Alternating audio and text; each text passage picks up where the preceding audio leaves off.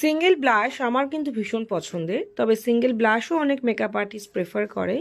একটা বা দুটো সিঙ্গেল ব্লাশ থাকলেই কিন্তু মোটামুটি সব রকম স্কিন টাইপের উপর কাজ করা যায়।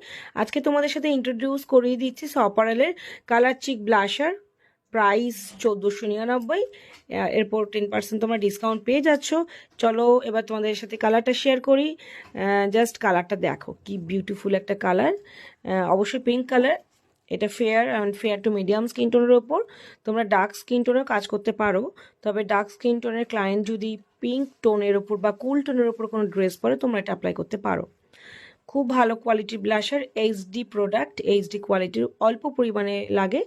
আর যেহেতু সিঙ্গেল ব্লাশার, ব্যাপারটা ভীষণ হ্যান্ডলি হয়। আর কোয়ালিটি নিয়ে তো বলার কথাই নেই।